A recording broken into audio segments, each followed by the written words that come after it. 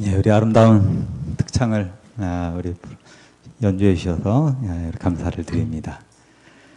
우리 하나님의 성전에 오는 것이 축복이라고 어제 말씀을 드렸습니다. 우리가 가야 할 곳도 있고 즐거운 곳도 많이 있지만 하나님의 성전에 와 있는 게 제일 좋은 겁니다. 시간이 지날수록 그게 더 깊이 느껴지는 것 같아요. 혹시 여기 좀 낯설고 처음 오신 분이 있을지 모르겠어요. 처음에 조금 그럴 수 있습니다. 한 번 오시고 두 번 오다 보면 이곳에 낯선 게 없어지고 마음이 편안해지고 그런 곳이 될 것입니다. 여러분들의 발걸음이 천국까지 연결되는 축복된 발걸음이 되길 간절히 바랍니다.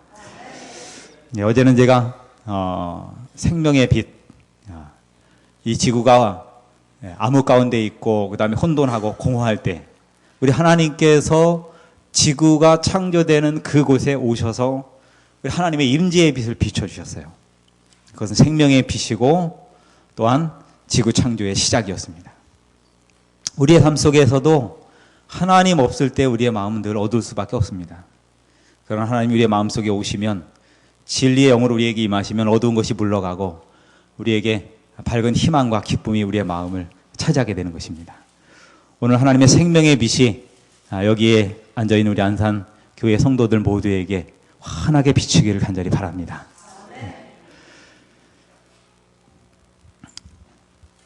오늘은 푸른 바다와 넓은 들 창조의 세 번째 이야기를 좀 드리려고 합니다. 사실은 이제 창조의 이야기를 하루씩 이렇게 좀 진행을 했으면 좋은데 어쨌든 어제 첫 번째, 두 번째 이렇게 넘어와서 세 번째 날로 이렇게 날을 잡았습니다. 왜 제가 이 창조의 날짜대로 이렇게 좀 말씀을 드리길 원하냐 하면은 제가 있는 그 태양삼육 초등학교에 조그만 박물관이 있습니다. 창조세계 박물관인데 보통 다른 곳에 가 있으면 박물관 그러면 그런 곳을 자연사 박물관이라 그래요. 자연사라는 게 진화의 역사를 이렇게 그대로 연대선으로 해놓은 것입니다. 그래서 그 수십만 년, 수천만 년 전에 혹은 수십억 년 전에 그 시간에 맞춰서 그 역사를 이렇게 정리해 놓은 것이에요. 태강삼육에 있는 박물관은 창조 주기로 이렇게 전시를 해 놓은 것입니다. 거기에 맞춰서 좀 말씀을 좀 드립니다만, 우리가 조금 그런 주제를 좀 이렇게 하루씩 정해서 나갈 때는 조금 낯선 면도 좀 있을 수 있습니다. 하나님께서 세 번째 날에 창조하신 것, 우리가 좀 보면서 어제 말씀드렸던 원칙 이야기를 잠깐 좀 말씀드리려고 합니다. 원칙은 바뀌는 것이 아니라 그랬죠. 바뀌지 않는 것입니다. 원칙은 바뀌지 않고 반대로 원칙을 어긴 사람이 망가지게 돼 있어요. 사단은 우리가 하나님께서 에덴 동산에서 우리에게 주신 원칙이 있습니다. 그 원칙은 축복이에요. 근데 그 축복의 원칙을 사단이 파괴시키고 그 다음에는 그것을 무력화시키기를 원합니다. 에덴 동산에서 인간이 창조된 다음에 하나님이 인간에게 주신 것, 그게 소중한 것입니다. 예수 그리스도 안에 있는 구원의 진리와 그 다음에는 안식일 성서, 여기 하나의 가정이 더 있죠. 아담과 하와를 만나게 하시고 가정을 이루게 하신 것이 하나님이시기 때문에 그런 것입니다. 우리 같이 한번 읽어보겠습니다. 마태복음 6장 33절입니다. 제가 아주 좋아하는 성경절 중에 한 가지인데요. 우리 여러분 이렇게 하니까 다시 한번 같이 읽겠습니다. 너희는 먼저 시작. 너희는 먼저 그의 나라와 그의 의를 구하라. 그리하면 이 모든 것을 너희에게 더하시리라. 이 말씀은 먼저라고 하는 단어, 이게 빨간 이렇게 글씨가 되어 있는데 이 먼저라는 단어가 굉장히 중요합니다. 그의 나라와 그의 의를 구하되 먼저 구하는 게 굉장히 우리에게 중요한 것입니다. 이게 하나의 원칙과 같은 것이죠. 사단은 우리가 하나님을 믿을 때 먼저 하나님에게 충성하지 못하도록 그렇게 유도하고 있어요. 거기에 넘어가면 우리는 굉장히 많은 어려움과 또 신앙의 연약함을 경험할 수밖에 없습니다. 제2차 세계대전 당시 태평양 전쟁을 일으켰던 일본이 연합국의 무조건 항복을 거절하자 미국은 일본의 원자폭탄을 투하했고 소련군은 북한 지역으로 진격했다. 우리가 잘 아는 그 6.25 영상 짧은 부분을 제가 간단하게 보여드렸습니다. 우리가 아는 것처럼 이 6.25 전쟁은 1950년 6월 25일 새벽 4시에 우리가 아는 것처럼 소련 45 T-45 탱크를 몰고 남침이 시작이 됐습니다. 근데 이 전쟁은 우리나라 역사의 최근 역사에 있어서 가장 비극적인 전쟁이죠. 물론 이제 시간이 많이 지나면서 이제 6.25 전쟁 이야기 하는 것도 이제 옛날 얘기가 돼버렸어요. 그렇지만은 어쨌든 역사적인 아픈 사건입니다. 이 전쟁이 있을 때에 북한군들이 이렇게 탱크를 밀고 내려와서 우리나라를 점령할 때 우리나라의 곳곳을 다 점령하지 않았습니다. 어디만 점령을 해요? 아주 가장 중요한 요충지만 탁탁탁탁 정리하면서 내려와요. 그런데 우리가 역사적으로 보면은요, 이 6.25 전쟁이 벌어졌을 때에 사실은 북한은 속전속결로 전쟁을 끝나기를 원했어요. 금방 전쟁에서 그냥 3, 4일, 일주일 만에 끝내기를 원했어요. 그런데 그것이 잘 되지 않은 일이 벌어집니다. 그것은 바로 뭐냐면은 춘천 전투가 문제였어요. 이 춘천 전투에서, 북한의 그 군인들이 또 내려오다가 춘천에 김정호 대령이죠. 그 김정호 대령이 이끄는 춘천에 있는 우리 국군들이 북한의 여러 사단들을 완전히 차단시켜요. 그래서 내려오지 못하고 그 다음에는 또 서울을 점령했던 인민군들도 밑으로 내려가지 않고 이게 우리 6.25 전쟁에서 굉장히 엄청난 하나의 파장을 일으키는 그러한 사건 중에 한 가지입니다. 영적 전쟁에서도 여러분 똑같습니다. 영적 전쟁에서도요. 먼저는 사단이 우리를 가장 우리의 중요한 것을 공격한다는 것을 기억하시고 우리가 믿음 생활할 때 놓치지 말고 뺏기지 말아야 될 것들을 놓치거나 뺏기면 안 됩니다. 그거를 뺏기고 나면 우리의 신앙은 굉장히 약해질 수 있어요. 그게 무엇이냐? 첫째는 우리의 구주이신 예수 그리스도예요. 여러분들 예수님을 여러분들의 마음속에 신앙생활에서 놓치면 안 됩니다. 예수님을 놓치면은 우리의 신앙은 사단에 의해서 금방 지장을 받을 수 있습니다. 그 다음에 두 번째는 뭐냐면은 이제 몇 번 더 다루겠지만 안식일 진리입니다. 우리 다 안식일 지키고 있죠. 그렇지만은 이 안식일 진리를 우리의 마음속에 간직하고 지키는 것은 굉장히 중요합니다. 그런데 시간이 지날수록 이 안식일 진리가 점점 밝아지는 게 아니고 조금 약해지는 모습을 보게 돼요. 우리 안산교회 성도들은 안식일을 기억해서 거룩히 지키는 성도들 되길 간절히 바랍니다. 그럼으로써 정말 하나님이 복 주시고 거룩하게 하시는 하나님의 능력을 여러분들이 맛보고 경험하게 되길 바랍니다. 사실 하나님의 성전에 와 있을 때에 우리가 안식일에 예배를 드리고 세상에 바쁜 거 모든 걸 다 접고 하나님의 성전에 와 있을 때 성령이 우리에게 역사하시고 우리의 마음속에 큰 일을 이루셔요. 매 안식일. 그 사이에 우리의 몸의 질병도 치유되고 우리의 마음의 상처도 없어지고 우리의 생각도 바로 정리되고 하나님과 완전히 하나 되는 경험들을 안식일에 깊이 있게 하게 되는 것입니다. 이것은 누구에게든지 일어나는 일이에요. 하나님에게 오게 되면. 나는 되고 누구는 안 되고 옆에 사람은 되고 내가 안 되고 이런 것이 아니고 내가 하나님의 성전에 와서 마음을 열고 기도하고 찬양하면 성령이 우리에게 뜨겁게 역사하셔서 우리를 바꿔주시고 우리를 축복해 주셔요. 오늘 이 놀라운 성령의 역사와 안식일의 축복을 놓치지 않는 성도들 되길 바랍니다.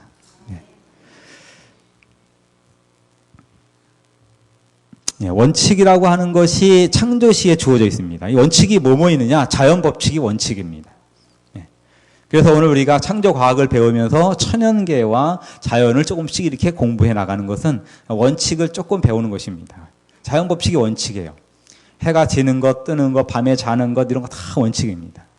사실은 저희 어렸을 때는요, 제가 어렸을 때 얘기를 하면은 우리 할머니들이 그런 얘기를 했어요. 아니, 이경옥 목사님은 나이도 얼마 안 되는데 어떻게 얘기하는 거 보면 나하고 어떻게 비슷해요. 그렇게 얘기를 한 적이 있어요. 근데 그렇게 되는 것은 어제 제가 잠깐 말씀드렸지만 제가 어릴 적에 그야말로 우리 재림을 준비하기 위해서 산에 깊이 들어갔어요. 그러다 보니까 시대가 어때요? 시대가 저 멀리 갔어요. 전기도 없고 수도도 없고 아무것도 없는 곳에서 나무에서 불 떼고 그다음에는 호롱불에 이렇게 불을 붙이고 그렇게 있다 보니까 제 생활 자체가 거의 조선 시대 같은 그런 생활을 하게 됐어요. 근데 이렇게 지나 보니까 그게 저에게 너무 좋았어요. 그 정말 돈 주고도 할 수 없는 그런 경험이었어요. 지금도 그런 마음이 시골에서 그렇게 지냈던 것이 마음의 고향같이 그대로 있어요. 그래서 나의 살던 고향은 꽃피는 산골이지 아파트가 있고 그다음에 지하철이 다니고 이런 데는 고향 형체가 없어요. 왜냐하면 하나님께서 우리 인간을 창조하실 때 아파트를 세워놓고 입주시키지 않고 어디에다 두셨어요? 에덴 동산에다가 이렇게 나무가 있고 잔디가 있고 그다음에 또 동물들이 뛰어노는 그런 동산에다가 아담과 하와를 제일 처음에 창조해 주셨어요.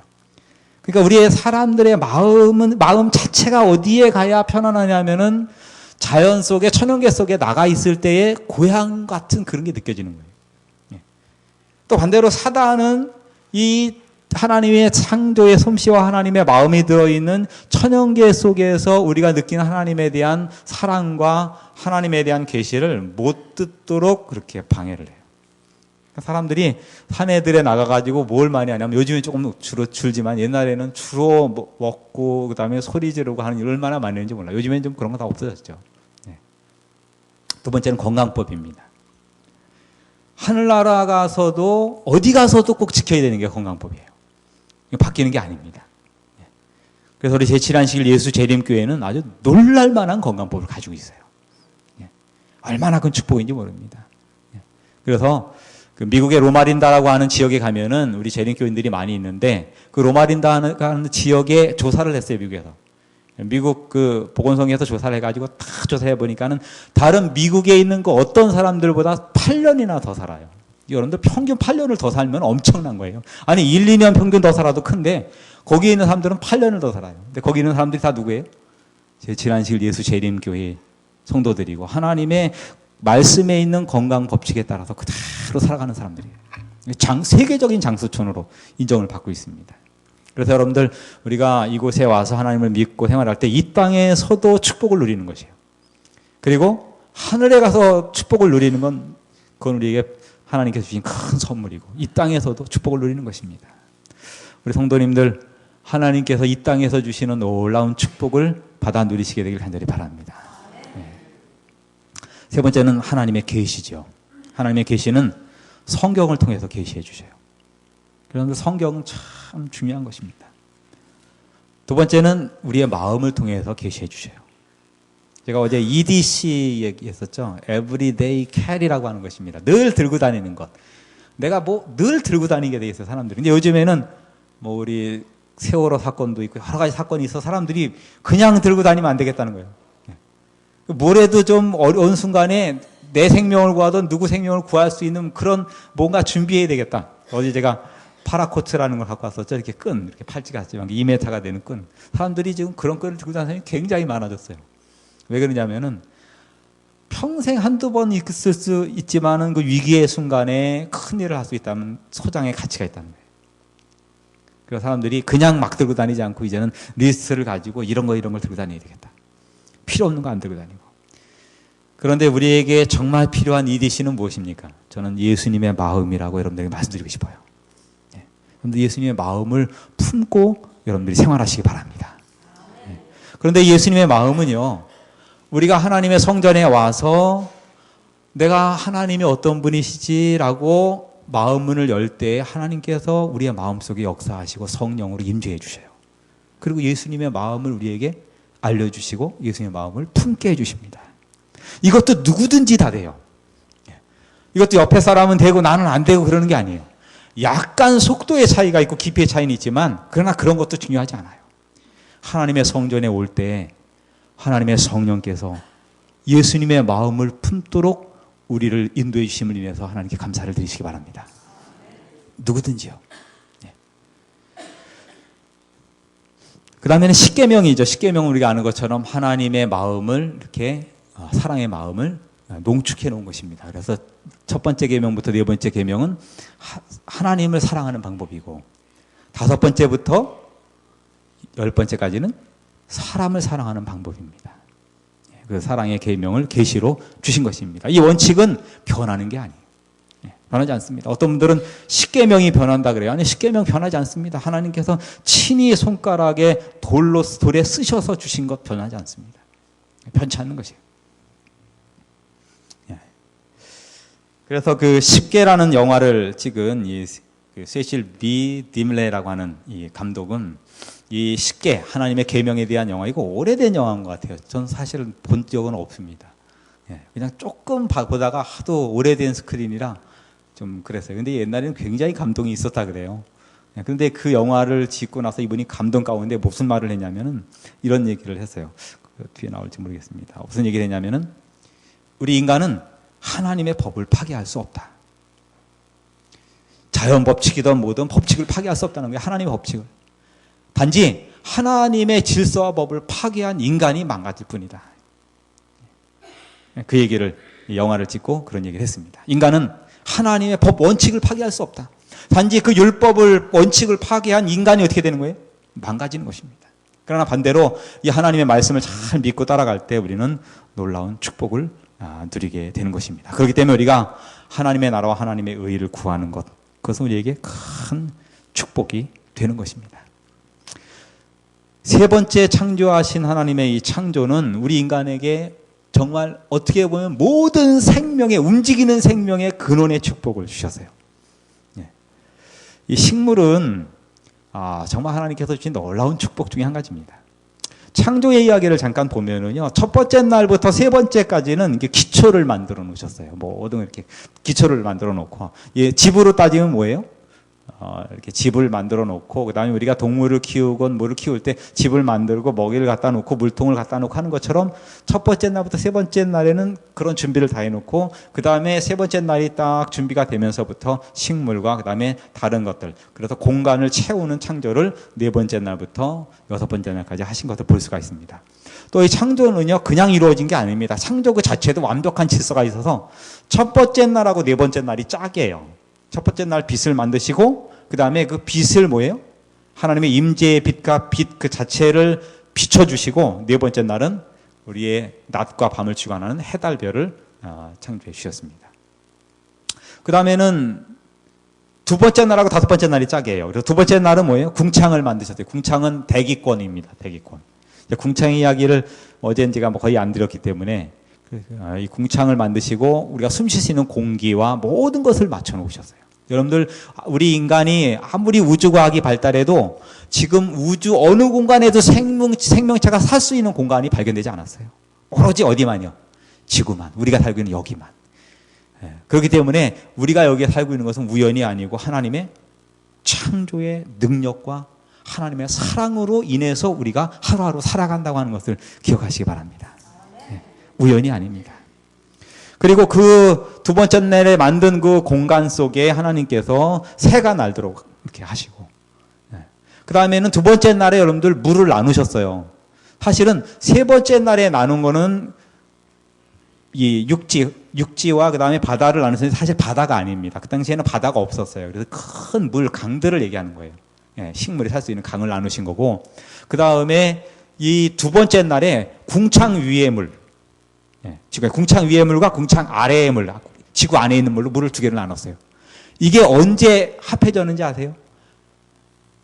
그렇죠. 노아 홍수 사건 때에 궁창 위의 물이 터져 내려온 거예요. 어마어마한 양입니다.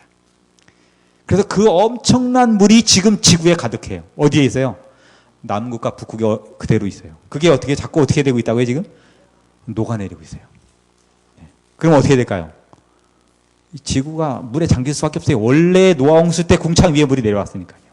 그래서 성경은 저희가 창조 과학이라고 얘기하지만 사실은 과학보다 더 위에 있어요. 그거 누구도 알 수 없는 것을 하나님 믿는 사람은 뭐예요? 아주 쉽게 어렸을 때부터 아예 알고 있어요. 헷갈릴 것도 없고 주저할 것도 없죠. 아주 명확하게 지금 지구가 왜 이런 모양이고 남극과 북극이 있고 그 물이 어떻게 생겼고 그게 녹으면 어떻게 되고 왜 안 녹는지 그 모든 것을 성경 속에서 발견할 수가 있어요. 그래서 하나님 믿는 것은요, 정말 과학 중에 과학입니다. 그 공간에 물고기와 새가 날도록 하나님이 하신 거죠. 그 다음에 그 바다에는 뭐예요? 물고기가 이렇게 다니도록 그렇게 하셨습니다. 그 다음에 세 번째 날하고 그 다음에 여섯 번째 날이 짝이에요. 그래서 세 번째 날은 식물을 만드시고 여섯 번째 날은 뭐예요? 동물, 식물, 동물. 똑같은 그 공간 속에다가. 세 번째 날에 흙, 예, 이 흙과 육지를 이렇게 나눠서 근데 육지를 만들고 식물이 자라게 하신 것처럼 여섯 번째 나라는 흙을 원료로 해서 뭐예요? 사람과 동물을 만드셨어요. 창조가 굉장히 질서가 있죠? 탁탁 연결이 되어 있습니다. 그냥 막 만들어진 게 아니고 날짜조차도 조화와 질서를 가지고 있는 것을 우리가 보게 되는 것입니다. 그리고 창조는요, 먼저 창조된 것들이 중요해요. 첫 번째 날 빛, 하나님의 임재의 빛이 중요합니다. 여러분, 우리가 하나님이 함께 하시면 이사야서에 있는 것처럼 불로 지날지라도 사르지 않는다 그랬어요. 물로 지날지라도 물이 뭐예요? 침몰치 못한다 그랬어요. 다니엘의 세 친구들은요, 불타는 풀무 가운데 들어갔지만 어떻게 했어요? 살았어요. 왜 살았습니까? 예수님과 함께 있었기 때문에 그랬습니다. 그렇기 때문에 여러분, 첫 번째 날 하나님의 임재의 빛이 비치고 거기에는 생명도 없었고 아무것도 없었지만 그 하나님의 임재의 빛이 제일 중요합니다. 우리 주님이 재림하시는 그때에 사실 여러분, 그때에도 우리 지구가 숨 쉴 수 있는 공기가 있고 그런 게 아닐 거예요. 아마 이 대기층이 다 깨져나가고 지구의 그 모든 이 지구를 이루고 있는 것이 종이축처럼 말려가지고 아마 우주 속에 지구가 완전히 퍼져버릴 거예요. 우주의 공기가 다 들어오고 엉망이 될 거예요. 그때도 우리가 숨 쉴 수 있는 것은 생명의 빛 되시는 하나님의 임재와 그 다음에는 예수 그리스도께서 주시는 그 십자가의 은혜를 힘입은 사람들은 그때 뭐예요?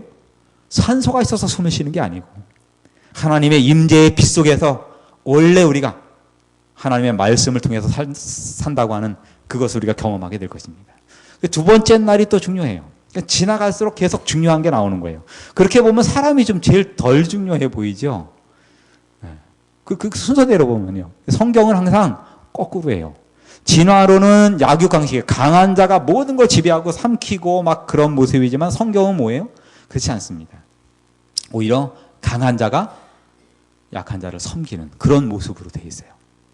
그래서 첫 번째 날부터 있는 것들은 다 서비스예요. 무한히 주는 거예요. 여러분들 공기 호흡하고 우리가 살면서 우리가 얼마나 숨쉬는 공기에 대해서 의식하고 삽니까? 그냥 의식 안 해도 뭐예요? 늘 있는 거예요. 그래서 무한 서비스예요. 무한 서비스. 그런데 중요해요? 너무너무 중요해요. 사람이요, 생명이 위독한 거는 숨 못 쉬어서 위독한 거예요. 다른 거 없어요. 숨만 쉴 수 있으면 어때요? 그럼 사는 거예요. 숨만 쉴 수 있으면. 두 번째 날에 그게 얼마나 중요한지 모릅니다. 그러니까는 세 번째 날에 그 다음에 오늘 배우는 식물이 그 다음에 중요해요. 네 번째 날에 해달별. 사실은 해달별이 없더라도 하나님의 임재 그 자체만으로 모든 생명이 살 수 있습니다. 아멘. 우리가 금은보화가 없더라도 비록 우리가 나이가 들어가고 이 땅에서는 몸이 쇠약해지고 연약해질지라도 하나님의 임재만으로 영생할 수 있는 놀라운 소망을 간직하시길 간절히 바랍니다. 이게 믿음이에요. 성경에는 그런 이야기가 너무 많이 나와 있어요. 강한 존재가 약한 존재를 사랑하고 돌보도록 돼 있어요. 근데 이렇게 보면은 사람이 뭐 식물을 돌봐주는 게 뭐 있습니까? 또 사람이 뭐 동물을 돌봐주는 게 뭐 있어요? 사람은 뭐 표현이 이렇게 하지만 공원도로 보면 그냥 마이너스예요. 제로가 아니라 마이너스. 사람은 이게 사는 것 자체가 굉장히 파괴적이고 소모적이에요. 여러분, 우리가 뭘 예를 들까요? 맛있는 걸 예를 들어야 되겠는데, 우리가 뭐 다 틀려서 저는 이제 포도 굉장히 좋아하고 옥수수 좋아하는데, 여기 오면서도 우리 집사람하고 옥수수 두 개 먹고 왔습니다. 근데, 옥수수 평생 몇 자루 먹을까요? 평생. 이거 뭐 헤아릴 수가 없죠. 몇 알 먹을까요? 하나님의 축복입니다. 우리 인간이 산다는 게 무엇입니까? 세 번째 날 창조하신 거 없으면 우리가 어떻게 삽니까? 그죠? 그런데 우리가 이제 점점 줄여가야 되고, 원래 안 먹는 게 원칙인데, 사람이 살아가면서 통닭은 얼마나 먹을까요? 몇 마리 먹어야 이거 우리가 하늘나라 갑니까? 이거. 뭐 안 먹는 사람이 아마 뭐 안 먹지만, 사람이 산다는 게 얼마나 많은 생명이 죽어야 되는지 몰라요. 우리가 살기 때문에 물고기도 그냥 막 수없이 건져내가지고 퍼덕거리는 거 다 잡아가지고 소금에 절이고 자르고 해가지고 그것도 먹어야 되고, 그 다음에는 뭐예요?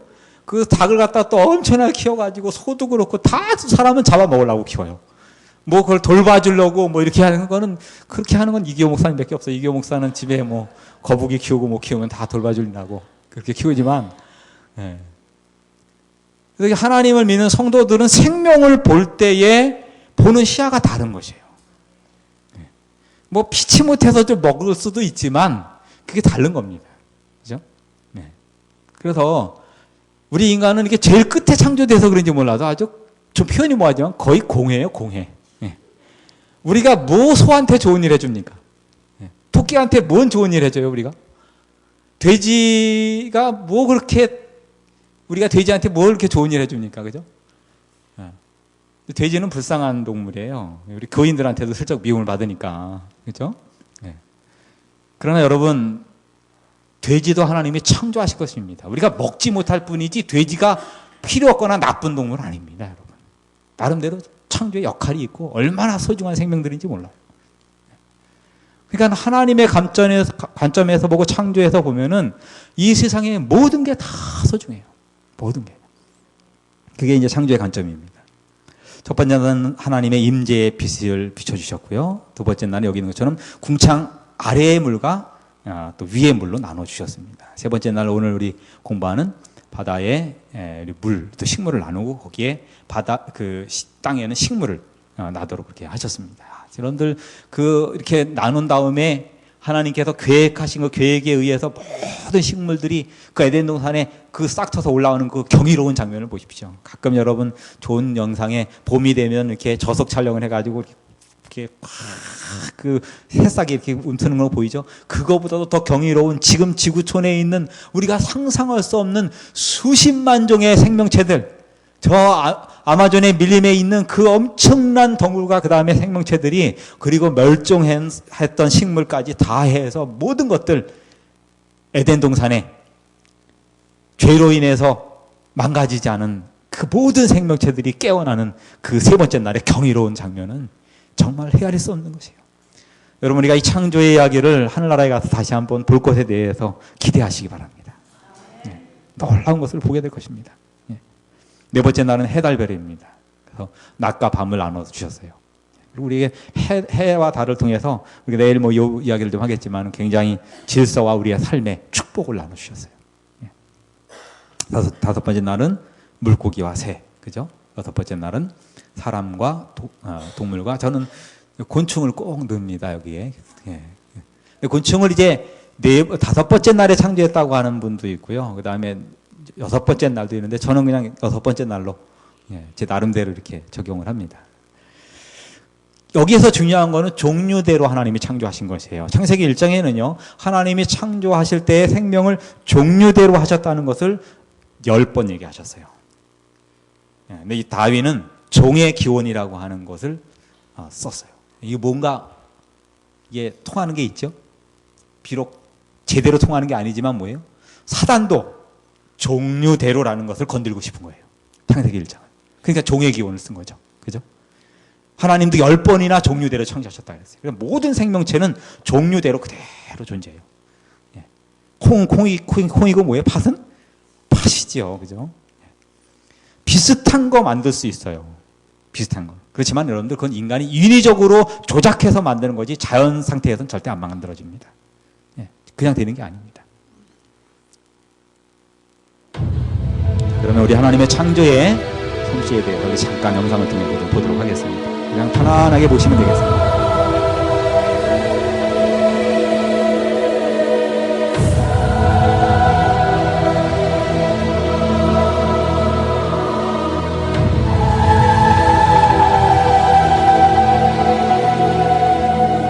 이 모든 창조의 주인공은 바로 여러분과 저와 우리 모두가 창조의 주인공입니다.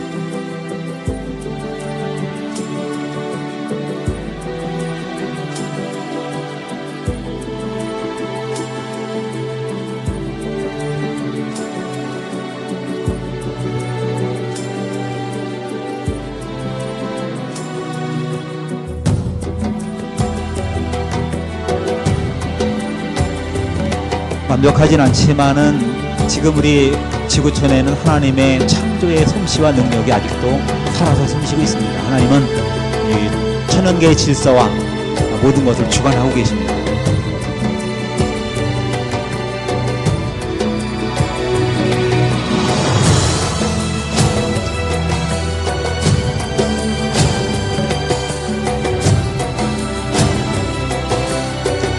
죄로 인해서 이 창조의 하나님의 그 능력과 그다음에 하나님의 품성이 죄를 지은 이후에 천연계 속에 그대로 다 있지 않습니다. 그렇기 때문에 조금 찾아봐야 됩니다. 조금 찾아봐야 하나님의 솜씨와 능력을 바라볼 수 있어요. 여기에는 우리가 이제 다소 좀 전문적이기도 하고 깊이 있는 관찰이 필요합니다.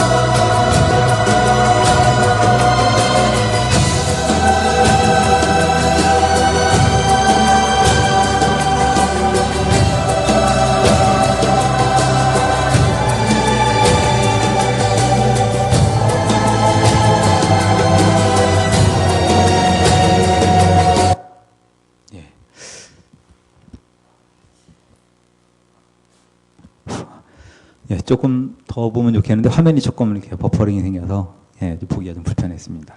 하나님이 셋째 날에 창조하신 식물은 일단 모든 동물들에게 있어서는 먹는 식량입니다.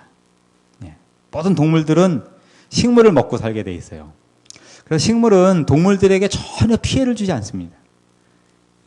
무조건 이로운 일만 해요. 그리고 스스로 뿌리를 이제 땅에 이렇게 내리고, 그 다음에 물과 양분을 빨아들이고, 그 다음에 뭐예요? 탄산가스를 먹어요. 그 다음에 뭐예요? 또 산소를 분출하는. 우리가 아는 것처럼 산소 동화장애옥이나 그러죠. 그래서 햇빛으로부터 양분을 받아들이고, 그 다음에 좋은 것을 내뱉는 그러한 역할을 식물들이 하게 되어 있습니다. 이러한 이 탄소 동화작용과 강합성뿐 아니라 그 식물 그 자체가 품고 가지고 있는 굉장히 좋은 영양소들과 그 다음에 많은 것들이 헤아릴 수 없이 많아서 식물은 아직도 다 캐지 못한 보화와 같아요. 아직도 다 캐지 못했어요. 계속해서 그 하나님이 세 번째 날에 창조하신 식물 속에 들어있는 너무나 엄청난 축복과 엄청난 것들이 우리에게 많이 있는 것을 볼 수가 있어요. 충령이라고 하는 게 있어요. 식물에 보면 이렇게 혹 같은 거 이런 거 보신 적 있죠? 아마 시골에 이렇게 계셨던 분들은 그 떡갈나무나 신갈나무 이렇게 자그마한 그 도토리가 열매는 그 열매 보면 이렇게 둥글둥글한 게 있는 게 있어요. 이거 충령이라고 하는데, 충령이라고 하는 게 뭐냐? 쉽게 이야기하면 벌레집입니다.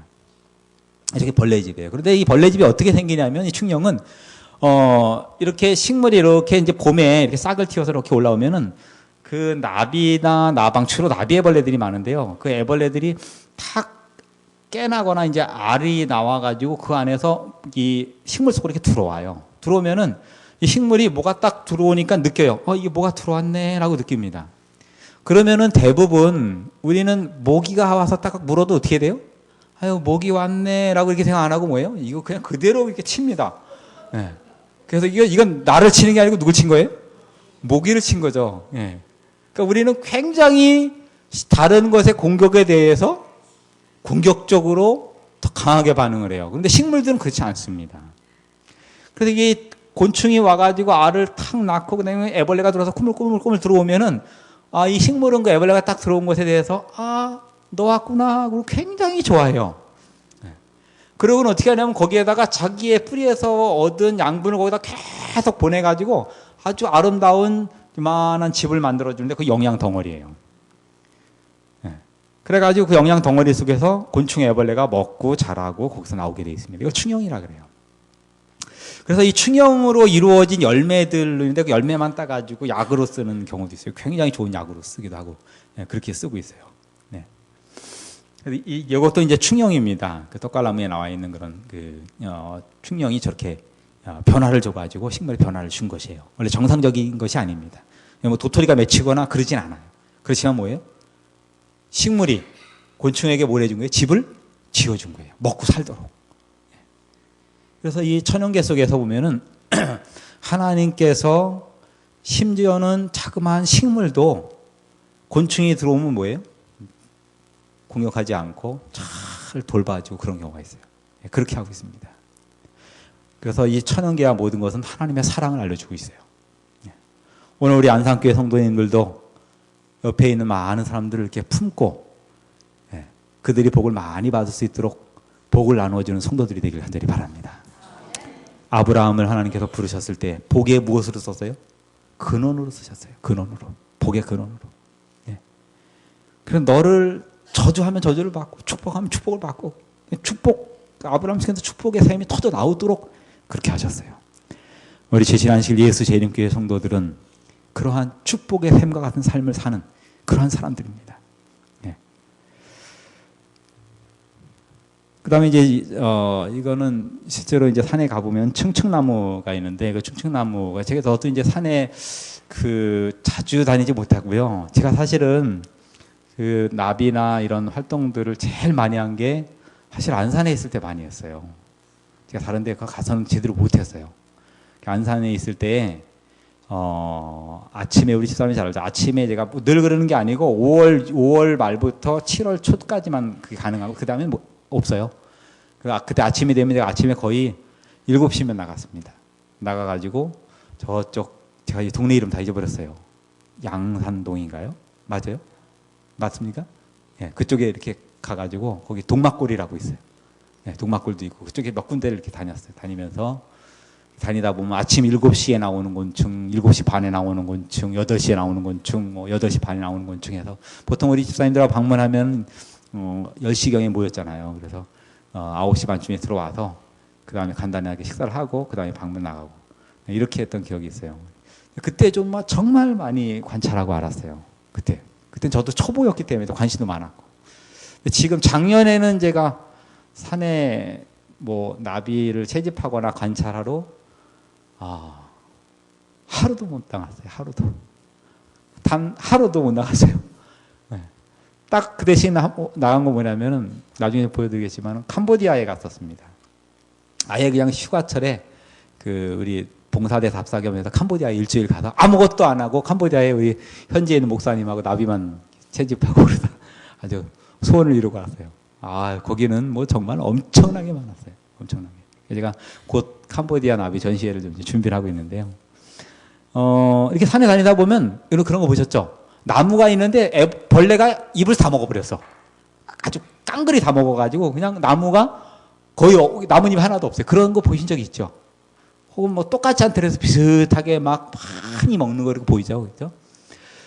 근데 이렇게 보면은 보통 나무들은요 이렇게 애벌레가 와가지고 이렇게 막 먹으면은요 그 나무들 자체는 원래 나뭇잎을 정상적으로 이렇게 나무가 자라면 자기의 필요한 강합성을 하고 열매를 맺기 위한 보통 나뭇잎보다 30% 이상을 더 나뭇잎이 많아요.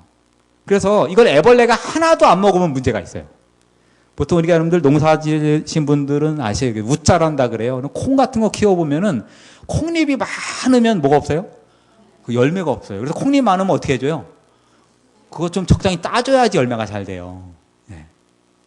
우리 농사 지어보신 분은 알아요. 그냥 콩잎 잘 됐다고 그냥 박수 치고 있으면 그건 아무것도 없어요. 네. 잎만 키운 거예요, 잎만. 네. 그 따줘야 돼요. 그래야 열매가 좀 적당히 맺혀요. 네. 웃자라면은 농사가 안 되는 거예요. 근데 보통 나무들이 다 30% 이상의 잎이 더 있어요. 그 30%는 누구에게 줘야 돼요? 애벌레가 와가지고 누가 와서 다 먹어야 돼요. 다 먹어줘야 돼요. 30%면 여러분 3분의 1이에요. 굉장히 많은 것들을 먹어야만 나무가 어떻게 어쩌다고요? 건강하게 자라게 돼 있어요. 우리도 마찬가지입니다, 여러분. 우리가 가지고 있는 것 다 내가 쓰면 건강하지 않습니다.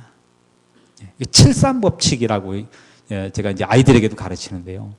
우리가 가지고 있는 수입의 30% 정도, 30% 정도는 우리가 다른 사람을 위해서, 10%는 우리가 하나님께 11조를 드리고, 헌금도 드리고, 형제도 돌봐주고, 좀 어려운 사람들도 돌봐주고, 그렇게 할 필요가 있어요. 예. 근데 그렇게 안 하면 나를 위해서 쓰냐? 아니요. 이게 데이터를 내보니까 사람들은 어차피 30%는 자기 위해서 못 쓰더라 이거예요. 갑자기 차가 망가져가지고 수리하러 갔다고 해서 다 쓰고 오고, 또 그냥 나는 건강해야 되는데 병이 걸려가지고 병원에 가서 다 주고 오고, 또 뭐 하다가 안 돼가지고 다 낭비하고, 이래서 결국은 사람은 쓰고 싶고 아무리 기를 쓰고 써도 30%는 원래 낭비할 가능성이 많다는 거예요. 그걸 어디도 쓰냐에 따라서 다르다는. 그러니까 우리 성도들이, 교회 오래 나오신 성도들이 정말 쓰고도 모자랄 것 같지만 하나님께 헌금 드리고 교회 돌봐드리고 이렇게 해도 뭐예요? 그래도 우리가 생활을 잘할 수 있는 것은, 그렇게 안 하면 그 돈이 내게 되는 게 아니고 또 다른 데로 다 날아가게 되는 거예요. 식물도 그렇고 다 그렇게 돼 있어요.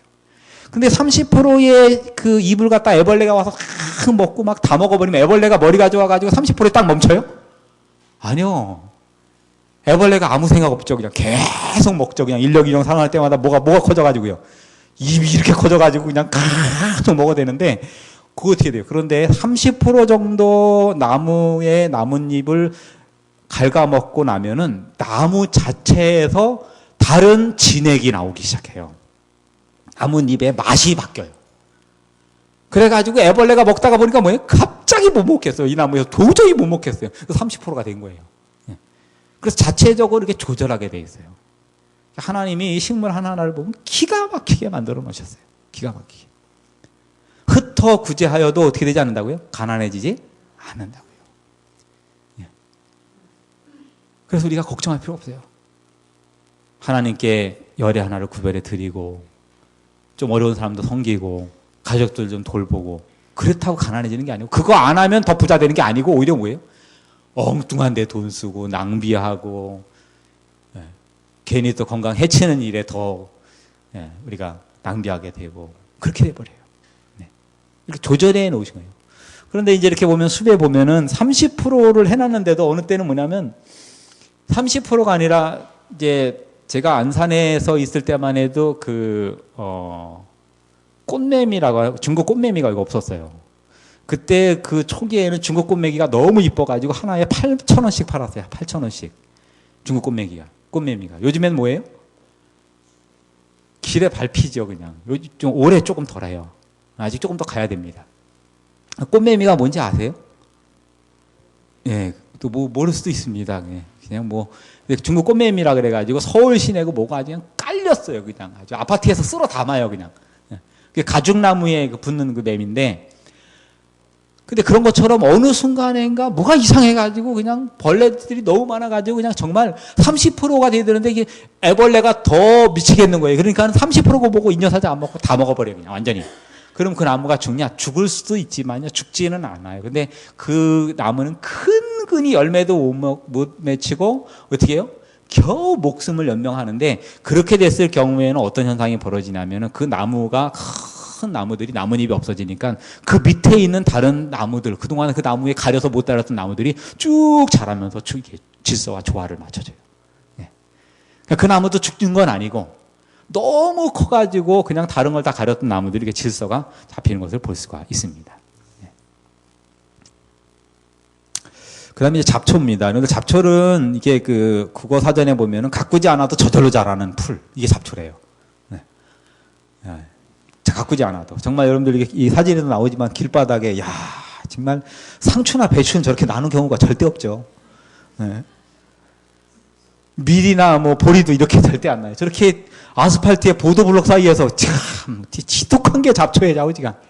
어떻게 저기서 저렇게 뿌리를 받고 나옵니까? 근데 이게 국어사전에 보면 농작물 따위에 다른 식물이 자라는데 해가 된다, 이게 잡초다, 이렇게 정의를 했어요. 백과사전을 찾아보면은요, 경작지, 도로, 그 밖에 빈터에서 자라면 생활에 큰 도움이 되지 못하는 풀이 잡초다, 이렇게 되어 있어요. 근데 잡초도 누가 만든 거예요? 잡초도 하나님 만든 거예요, 잡초도. 이유가 있는 거죠. 사실은 잡초는 잡초가 아니죠. 우리는 그냥 농사지으면 그냥 잡초 뽑느라고 정신이 없지만, 사실은 잡초가 아닙니다. 잡초는 우리가 모르지만은 보물과 같은, 아직 발견하지, 그 가치를 발견하지 못한 보물과 같은 그러한 식물이에요. 네. 그래서 이런 식물 속에서 아직도 무한한 것들을 우리가 발견해요. 여러분들, 우리가 부정적인 이야기지만 조선시대에 사약이요 그러면 사약이 무슨 화학성이 아니죠. 뭐예요? 식물의 배합이에요. 그죠? 또 사람한테 그렇게 좋은 그 보약도 뭐예요? 식물의 배합이 주를 이루고 있는 거죠. 그래서 식물 속에는 우리가 상상할 수 없는 축복의 물질들이 들어있어요. 사람을 죽일 정도의 독성분도 있고, 그 다음에 뭐예요? 사람에게 엄청난 축복이 되는 그런 축복의 물질들도 있어요. 근데 그거를 다 알아야 되느냐? 모르고 드셔도 상관은 없어요. 대신 뭐는 해야 되느냐? 하나님의 사랑에 감사는 해야 돼요. 네. 여러분, 성령이 내려도 성령이 내리는 것을 인식하지 못하면 성령의 임재는 굉장히 많이 방관된다는 것을 기억하시기 바랍니다. 부모님이 나를 그렇게 사랑하는데도 사랑하는 것을 깨닫지 못하는 그 자녀는 철이 없는 거예요. 네. 그러나 그 사랑이 느껴질 때 그 사랑은 어떨까요? 극대화되는 거예요. 극대화되는 거예요. 그렇게 느끼지 않아도 사랑이 있지만, 그러나 그 사랑을 느낄 때 사랑이 뭐가 돼요? 진짜 사랑이 되는 거지. 오늘 하나님께서 우리에게 바라는 것은 하나님의 사랑을 느끼기를 바라십니다. 성도 여러분, 하나님의 사랑을 느끼고 하나님의 사랑을 누리는 성도들 되기를 간절히 바랍니다. 아무 걱정하지 마시고, 우리 주님께서 우리를 위해서 십자가에 돌아가시고 다 이루었다. 다 이루었다. 다 이루었다는데도 그래도 안 이룬 사람들이 있어요. 교회 다닐수록 더 안 이루는 사람들도 있어요. 그건 안 됩니다, 여러분. 정말 다 이루어주셨습니다. 주 예수를 믿으라. 그리하면 너와 내 집이 구원을 얻으리라. 아멘. 하나님이 세상을 이처럼 사랑하사 독생자를 주셨으니 누구든지 저를 믿는 자마다 뭐하지 않고 멸망치 않고 영생을 얻게 하려 하심이라. 아멘. 여러분, 누구든지 우리에게 영생의 축복을 주셨어요. 이거는 취소도 안 돼요. 왜냐하면 예수님이 이미 돌아가셨기 때문에 취소가 안 돼. 이거는 취소가, 우리는 기분으로 여러 번 취소시키는데 취소 안 됩니다, 여러분. 끝까지 하나님을 붙들고 믿음으로 승리하시기 바랍니다. 어떻게 어느 때는 잡초 같은 믿음도 필요해요. 환난과 어려움이 있더라도 우리 교훈이 있잖아요. 우리가 정말 어느 때는 하나님 믿음 속에서 어떠한 시련 속에서도 꿋꿋이 뿌리를 내리고 살아가는 믿음, 이런 게 우리에게 필요로 되는 것입니다. 이거 보세요. 이거 잡초든 여기서 어떻게 저런 게 자라는지, 흙도 없는 데서 어떻게 자라는지 몰라요. 참, 이 잡초는 정말, 이게 잡초가 아니고 뭐라고요? 보석이에요, 보석 하나하나가. 놀라운 일들을 우리가 하고 있는 것입니다. 어제 제가 말씀드리다가 못 말씀드린 건데 또 넘어갈게요. 이게 추억 나누기도 넘어가겠습니다. 이제 나비와 곤충 이야기 조금 하고요. 그 다음에 결론으로 좀 들어가려고 합니다. 이제 참 하나님이 그 창조하신 것들 아름다운 게 참 많아요. 제가 이렇게 보면은, 꽃도 아름답죠. 전 이제 지난 한 3개월 동안은 제가 선인장을 키웠어요. 오늘 제가 선인장 그림 못 가져왔는데, 선인장을 제가 많이 키웠습니다. 제가 안산에서도 선인장을 몇 번 키우다가 실패를 했거든요. 햇볕이 좀 덜 들고 그래서, 그리고 잘 모르고. 근데 이제 제가 지난 한 3개월, 4개월 동안에 선인장을 한 8, 90종을 이렇게 키웠어요. 그래서 선인장 그 하우스를 이렇게 학교에 두고 선인장을 갖다 가만히 키우면 너무 행복한 순간을 보냈어요. 제가 시간이 지날수록 이렇게 천연계 속에서 이렇게 느끼는 것은 뭐냐면 다 똑같이 아름답다는 거예요. 꽃도 아름답지만 새도 아름답고, 새도 아름답지만 조개도 아름답고, 조개도 아름답지만 하늘의 구름도 아름답고, 그 아름다움이 거의 똑같이 이렇게 공유하고 있어요. 곤충도 그렇습니다. 곤충도 참 아름다운 것들이 많아요. 이건 이제 제가 보여주는 곤충은 이제 람프리마라고 하는 곤충인데요. 람프리마 아돌피네라고 합니다. 이 곤충은 제가 안산에 있을 때 이 곤충을 좀 키운 적이 있어요. 보여드린 적은 없는 것 같은데 이 곤충을 키웠어요. 작아요. 예, 조금 이게 한 마디 정도 되는 작은 곤충입니다. 색깔이 컬러가 정말 아름답습니다. 우리가 아는 것처럼 우리나라의 비단벌레는 천연기념물이에요. 그죠? 원래 천연기념물을 할 필요가 없는데 곤충을 모르는 사람들이 천연기념물을 해버렸어요. 예. 천연기념물을 만들면 정말 천연기념물이 돼요. 왜냐하면 자꾸 귀하니까 자꾸 잡아가지고.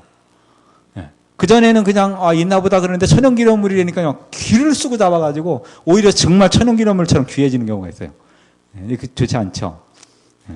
사실은 흔합니다. 비단벌레가요. 여기는 없어요. 예. 흔합니다. 람프리마도 그렇고 이게 비단벌레처럼 아주 아름다운 그런 개체들입니다. 이런 데는 이 하나님의 그 창조의 솜씨가 있어요. 이런 것들을 왜 이렇게 이쁘게 만들 필요가 있을까? 그리고 이렇게 하나님이 만들어 놓은 광택과 컬러는 변하질 않아요. 얼마 전에 몇 년 전에 신라의 그 고분에서 뭐가 발견됐어요? 신라 장군의 그 귀족의 갑옷이 발견됐어요. 갑옷에 칼하고 그다음에 갑옷 비늘이는데 보니까 말 장신구에 보니까 거기에 비단벌레 날개로 장식을 했는데 신라 시대 건데 그 비단벌레 날개의 그 컬러와 그 광택이 그대로 있는 거예요. 그 사건 때문에 천연기념물이 됐어요. 예. 저도 비단벌레 한 마리를 가지고 있는데 그 등록을 해야 돼요. 가지고 천연기념물이 되면. 그래서 등록도 못 하고 그냥 서랍에 그냥 이리 굴르고 저리 굴르고 그냥 그러고 있습니다만 원래 흔한 거였어요. 근데 이런 그 하나님의 그 창조의 솜씨는 어디든지 우리가 있는 것을 볼 수가 있어요. 이렇게 생겼어요. 이거는 이제 그 레드형이죠. 붉은색인데 이렇게 암컷은 뿔이 이렇게 짤뚱합니다. 작습니다. 암컷의 뿔이 왜 짧은지 아세요? 암컷의 뿔이 왜 짧을까요? 제가 이 사슴벌레 암컷에 한번 물려본 적이 있는데요. 이제 수컷에도 물려보기도 했었는데 수컷은 물려도 아프긴 한데 조금 있으면 풀어줘요. 근데 암컷은 물면 안 풀어줘.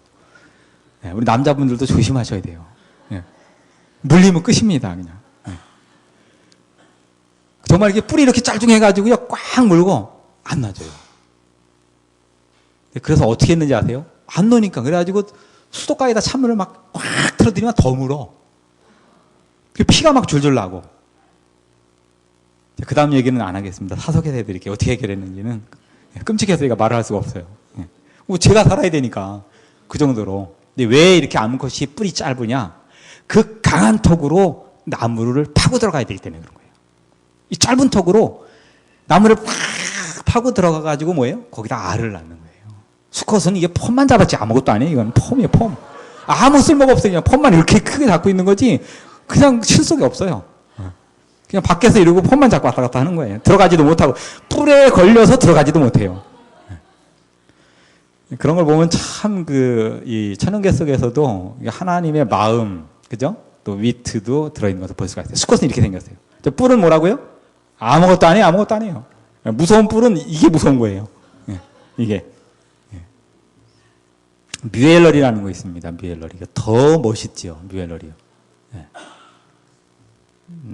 제가 봄 되면은 저는 안 가지고 있지만 이거 가지고 있는 게 이게 원래 가지고 있으면 안 되는 거거든요. 안 가지고 있지만 제가 이제 구할 수는 있어요.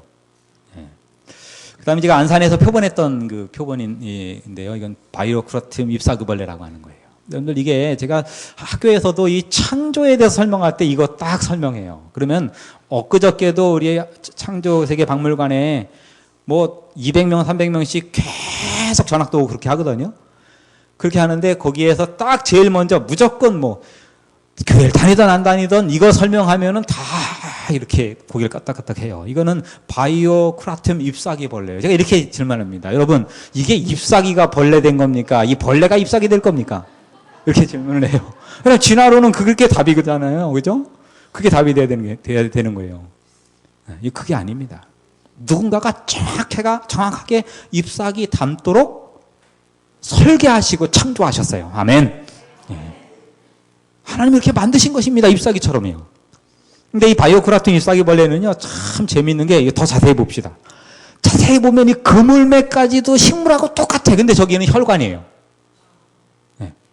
이건 뭐 하나님을 알만한 것이 보이기 때문에 부정할 수 없는 거예요. 그냥 똑같습니다. 아주. 그리고 더 재밌는 거는 이게 고무나무 잎사귀벌레는 고무나무처럼 생겼어. 그 나무처럼 또 생겼어요. 그럼 고무나무가 그 벌러지 된 거예요? 벌러지가 오래 있으면 고무나무 됩니까? 아니요. 고무나무 잎사귀벌레를 하나님이 그렇게 계획하셔서 창조하신 거예요. 예. 그래서 분명히 보여 알게 되나니 저희가 핑계치 못할지니라. 아멘. 예.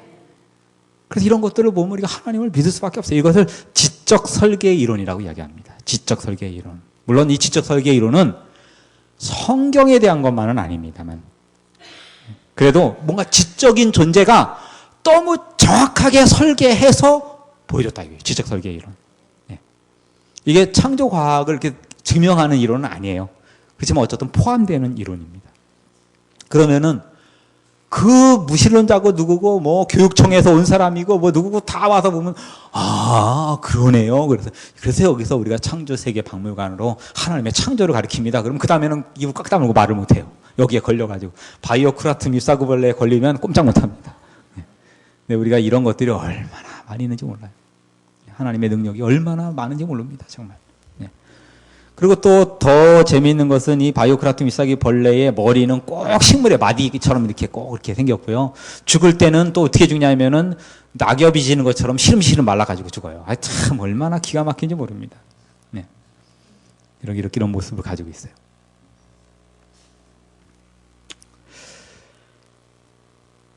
우리는 우리의 마음속에 예수님을 가지고 예수님을 모시는 것이 우리에게 너무 중요합니다. 제가 안산교회를 떠난 지 9년이 됐습니다. 그리고 이렇게 와서 이렇게 앞에 있는데 솔직히 좀 어떨떨했어요. 긴장도 많이 되고. 예. 그리고 한편으로는 9년 전으로 돌아가서 그냥 저녁 예배 드리는 것 같은 느낌도 막 그렇게 확 교차가 돼요. 이게 하나님의 사랑이구나. 예. 우리가 이런 모습으로 하늘까지 가는 거구나. 하나님께 감사합니다. 목사는요, 교회를 떠나지만 그 교회를 잊을 수는 없습니다. 저는 지금 태강 36에 있지만 제 교회는 일산교회, 부천서북교회, 안산교회, 노원교회, 그 모든 교회를 업고 제가 태강 36에 있는 것입니다. 우리 정말 존경하는 우리 선배인 우리 박대원 목사님도 평생 정말 교회를 돌보시고 성의성 있고 목회하셨어요. 목사님도 마찬가지입니다. 여기 계시지만 목사님이 지난 모든 교회들을 위해서 기도하고 항상 그 교회를 목사님 마음속에 안고 그리고 목회하시는 거예요. 네. 버려지는 게 아니에요. 그대로 가지고. 예수님께서도 한 명의 영혼도 버리지 않으세요. 제가 안산교회를 떠나고 나서 제가 노원교회에 도착해서 처음에 목회를 하면서 제가 한 가지 발견한 게 있었어요.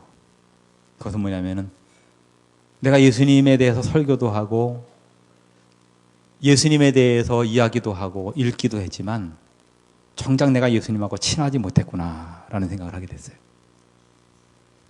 그리고 제가 예수님하고 더 친해져야 되겠다 생각을 하고 그 다음에 제가 한 것은 말씀 명상을 개인적으로 깊이 하기 시작했어요. 설교를 위해서 말씀 보는 거 말고 나를 위해서 내가 나 스스로만을 위해서 성경을 보고 말씀 명상 노트를 적고 예수님께서 주시는 그 음성을 들어야 되겠다. 목사 이기호 말고 그냥 이기호라고 하는 사람에게 예수님이 하시고 싶은 얘기가 많은데 그걸 내가 좀 들어야 되겠다. 그리고 노트를 펴고 조용히 말씀을 적고 예수님이 나한테 들려지는 음성을 듣기 위해서 노트를 적고 그랬을 때 얼마나 제가 행복한 순간을 많이 가졌는지 몰라요. 네. 내가 예수님을 많이 놓쳤었구나. 성도 여러분, 오직 예수. 아멘. 네. 사단이 누구를 공격한다고요? 예수님 공격합니다. 교회 다니는 거 직분 주는 것도 다 하고 다 하게 해요. 누구만 약화시켜요? 예수만 약화시키면 우리의 믿음은 참 그럴 수 있어요. 그래서 제가 놓치지 않기 위해서 EDC, Everyday Carry, 이 지갑 속에다가 예수님 얼굴을 이렇게 넣고 다니는 거는 여기 카드도 있지만 그래도 이렇게 보면 예수님 얼굴 있죠. 이 예수님 얼굴 밑에 우리 혜인이 사진이 조그맣게 붙어 있긴 합니다만 제가 볼 때마다 예수님의 이름을 생각할 수만 있다면 그 자체로 너무 좋은 것이 됐어요. 예수님을 놓치지 않는 성도들 되길 간절히 바랍니다. 혹시 오늘 이 자리에 처음 오신 분 있습니까? 오늘 우리를 이 자리에 있게 한 것, 또 내 생명의 주인이 예수님이십니다. 그리고 온 대지에 가득한 모든 푸른 풀과 나무 모든 것이 예수님께서 우리에게 주신 것들이에요. 제가 그 태관삼육에 처음에 이제 부임을 해서 왔습니다. 저는 사실은요, 제가 교회를 이렇게 바뀔 때마다 제가 원하거나 혹은 제가 이야기하거나 이래서 제가 발령난 적은 없어요. 저는 인사 발령에 대해서 합회에다가 한 번도 저는 이야기하지 않는 사람입니다. 그냥 하나님이 가라면 가고 이 사람이 있고 그냥 그렇게 움직였지, 합회에다가 저는 목사님 이번에 좀 어떻게 했으면 좋겠습니다 이렇게 얘기한 적이 없습니다. 근데 제가 태관삼육에 갈 때도 역시 그랬어요. 태관삼육에 갈 때도 사실은 발령나기 전에 태관삼육 교장 선생님이 목사님 모셨으면 좋겠습니다 그런 얘기를 하신 적이 있어요. 그래서 저는 그때 싫었어요. 왜 그러냐면 이제 우리 아이들이 다 컸어요. 네, 초등학생들에 대해 느낌이 없는 거예요. 아이들 키우다 보면 그렇잖아요. 우리 아이들이 다 커가지고 이제 대학생 되고 이제 다 그렇게 되니까 초등학교에 가서 아이들을 가르치려니까 저는 그게 싫고 적응도 안 되고, 네, 겁도 나고. 그래서 안 되고 안 간다 그랬습니다. 여러 가지 이유를 대고 교장선생님 못 갈 것 같습니다. 안 됩니다. 그래서 여러 가지 들어보지만 그렇습니까? 알겠습니다. 아무튼 그랬는데 뭐 사연은 뭐 있는 것 같아요. 근데 인사발령 나는 날 보니까 갑자기 나왔더라고요. 그리고 이제 학교로 갔는데 너무 막연했습니다. 뭘 해야 될지 모르겠고 어떻게 될지 모르겠고 정말 모르겠어요. 그래서 기도하면서 하나님 내가 뭘 해야 됩니까? 앞에 교목들 훌륭한 분들도 많이 지나갔고 태관삼육이 처음인 학교도 아니고 60년이나 된 학교에 안 해본 일이 뭐 있고 모든 거 다 해봤는데 뭐 할 일이 뭐 있습니까? 제가 할 일이 별로 없을 것 같습니다. 제가 한 가지 들은 거는 기도해야 되겠습니다. 가면은 무조건 그냥 학부형도 붙들고 기도하고 선생님도 붙들고 기도하고 애들도 붙들고 기도하고 그냥 그거 한번 해야 되겠습니다. 그 마음에 이제 그 응답을 받고 이제 학교에 부임해서 갔는데 입학 설명회 시간에 제일 처음에 갔어요. 와, 가는데요. 그냥 그 학부형들하고 아이들하고 막 강당에 꽉 차게 앉았는데 1학년 한 학년이 강당에 꽉 찼어요. 다 안 믿는 사람들이 거기에 하나님 안 믿는 사람들이 거기에 뭐 절반은 안 믿고 있는 거예요. 그래서 제가 마음속에 많이 벅찼어요. 그리고 기도 운동을 벌리고 그 다음에 새벽 재단을 만들었습니다. 사실 초등학교에 새벽 재단이라는 게 쉽지 않죠. 그래서 새벽 기도회를 만들었는데 저는 그렇게 새벽 기도에 많이 올 줄 몰랐어요. 처음에 30명 오면 많이 올 거라고 생각했는데 그날 처음에 80명이 오고 그 다음에는 또 80명분의 식사를 준비했으면 그 다음에 또 120명 오고 그렇게 해서 강당에 꽉 차게 어린이들이 모여서 그렇게 예배드리고 그런 시간을 가질 수 있었습니다. 제가 이 말씀만 드리고 좀 마치도록 하겠습니다. 우리가 전도회니까 더 여기 세우신 분들도 있지만 저는 전도에 대해서 이렇게 생각합니다. 전도는 성령의 폭탄과 같아요. 저는 공병대를 나온 사람이에요. 그리고 공병대는 이 폭파, 쥐뢰 그런 그 임무가 있어요. 그래서 그걸 제가 많이 이렇게 보기만 하고 다루진 않았지만 부비출랩이라고 해가지고요. 건들면 터지는 거 있어요. 선 이렇게 연결해서 건들면 터지고 문을 딱 당기면 터지고 이렇게 그렇게 장치하는 게 있어요. 근데 여러분 전도도 그와 같아요. 여러분들 폭탄이 설치되어 있는데 아이들이 당기면 안 터지고 어른이 당기면 터지고 그런 폭탄은 없어요. 애들이 던져도 폭탄은 다 터져요. 그렇게 돼 있어요. 안전핀을 뽑고 던지면 누구나 다 해도 노인분들이 터치려도 터져요. 저는 전도는 그와 같다고 생각합니다. 능력이 있고 성경을 많이 알고 그래서 전도하는 거 아닙니다. 예수님 마음속에 모시고 던지면 어떻게 된다고요? 터져요. 던지면. 말씀을 던지면 돼요. 교회 한번 와봐요. 기도하고. 그러면 성령이 알아서 터뜨리게 돼 있어요. 전도는 제일 어려운 듯 하면서 제일 쉬워요. 왜냐하면 안 던지기 때문에 어려워요. 안 터지는 거죠. 안 던지면. 그러나 던지면 어때요? 그건 터지게 돼 있어요. 제가 이제 시간이 다 돼서 마쳐야 되겠습니다. 전도의 경험을 얘기하고 싶은데 오늘 말씀을 줄이면서 하나님께서 세 번째 날 식물을 창조하신 것은 우리 사람에게 있어서 가장 큰 축복의 선물로 우리에게 주신 것입니다. 여러 가지 축복이 있지만 식물은 가장 큰 축복이에요. 정말 식물 때문에 모든 동물들이 숨쉬고 살고 그 에너지의 근원이고 모든 것의 근원입니다. 오늘 하나님께서 주신 이 놀라운 사랑의 선물을 받아 누리시고 거기에서 하나님의 사랑의 메시지를 듣고 또한 사랑의 메시지에 반응함으로써 주님의 재림을 기다리고 예수님의 마음을 예수님의 마음속에 품고 영생의 소망이 가득한 귀한 성도들 되길 간절히 바랍니다.